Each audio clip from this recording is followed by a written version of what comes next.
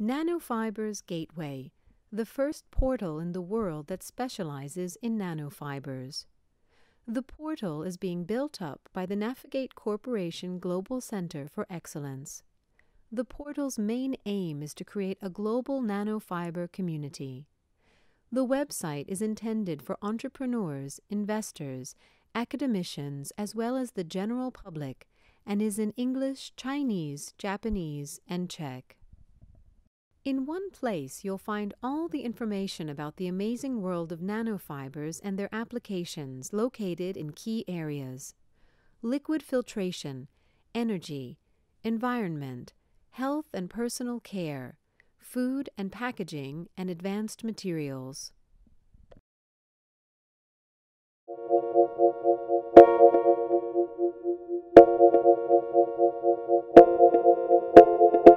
Welcome to the world of nanofibers. Nanofibers are so tiny that you never see one with the naked eye. What you see is only a reflection of light. Their true image can only be seen using an electron microscope. Nanofibers are part of the nano world, where sizes measure around 1/1,000,000th of a meter. Nanofibers are already changing our lives, giving new properties in things around us. A small drop of polymer solution is the starting point in making nanofiber. The drop is electrically charged in a high-voltage electric field to give birth to nanofiber. The fibers are laid over each other, resulting in a nanofiber mat. You can get an idea of the small size of nanofiber by comparison with bacteria, which are unable to penetrate through a nanofiber mat, as the pore size of the mat is much smaller than the size of the bacteria. Nanofibers are thus capable of protecting against bacteria and viruses. A nanofiber membrane can stop water from passing through, such as through clothes. Drops of water slip away on the mat's surface. However, textile materials of nanofibers are very breathable because air molecules can get through the same membrane easily. For example, a nanofiber breathing mask prevents bacteria from being inhaled, yet at the same time allows comfortable breathing. There are hundreds of nanofiber applications. Owing to their specific characteristics, nanofibers are a revolutionary material for the third millennium.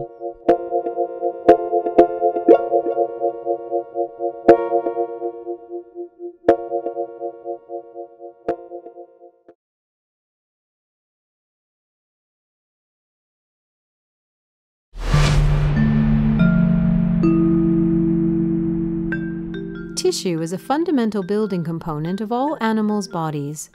It is a group of similar cells that have a defined function. These cells can be of the same type but different in shape and function. Each tissue consists of two components, the cellular and extracellular matrix. To be less scientific, look at your hand, for example. It consists of many types of tissue that are made of a gigantic number of various types of cells. On the surface, you can see epidermis, which is the best known type of covering epithelial tissue. When you clench your fist, muscles, tendons, and ligaments stretch. These elements represent muscle and connective tissue, just like bones do. Also, our heart is just muscle tissue. When we cut ourselves, we perceive pain through nerve tissue, and blood is a type of liquid tissue. In general, we can say that everything you see on your body is made up of some type of tissue. There are many cases when tissue can be damaged, either because of injury or severe diseases such as cancer. Although our body is able to regenerate tissue to a certain degree, it is often helpless. How can we help? Tissue engineers combine various cells and materials to realistically imitate original and what is now damaged tissue. It is not easy at all for the tissue to start functioning normally again. The body is very smart and recognizes that something is different. If transplanted tissue is strange to the body attacks the tissue as if it was a disease. For some years, scientists have been able to grow stem cells that vary based on specific needs. They have found that nanofibers are very similar to the extracellular matrix that makes up the majority of their volume. The matrices serve as mechanical support for the tissue. It enables cells to be attached and also communication between the cells.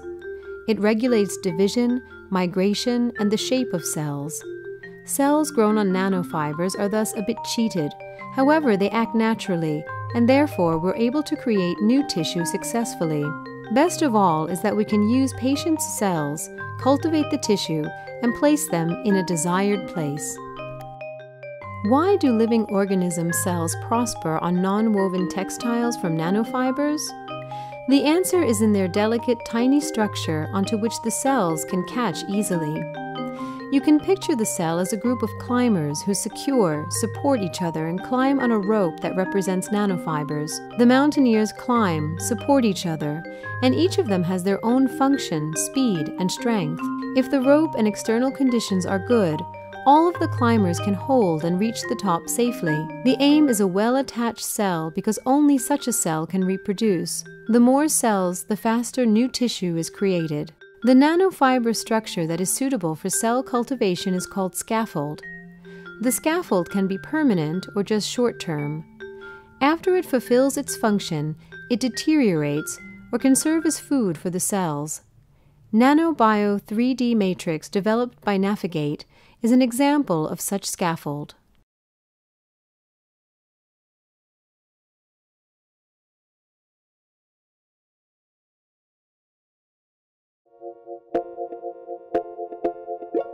Lack of drinking water is an issue that touches lives of hundreds of millions of people on our planet. Nanofiber membranes offer a solution that is less energy-consuming and thus reduces the operating cost for the production of potable water. Nanofibers, mainly thanks to their high surface area, have brought new possibilities to filtration of liquids. A team of experts with a unique global experience and with the use of nanospider technology has developed membranes that have the following key benefits: exhibiting lower operational costs due to lower energy consumption, having higher efficiency and lower investment costs compared to conventional membranes. Properties may be customized to particular end use. To demonstrate how nanofibers are efficient in liquid filtration, we have prepared a little experiment. In this experiment, we have two membranes. One is nanofiber membrane, having a pore diameter around 360 nanometers, and the standard membrane having much higher pore diameter, about 450. Smaller pore size is usually related to lower flux rate, but nanofibers exhibit very high numbers of pores and so higher flux, in this case 4 times higher compared to the standard. Model solution was containing particles between 500 and 1000 nanometers. The filtration was conducted at pressure difference around 0.2 bars. It took about a minute to prepare 3/4 of a liter of decontaminated drinking water, starting from model solution representing conventionally impure surface water. Cheers!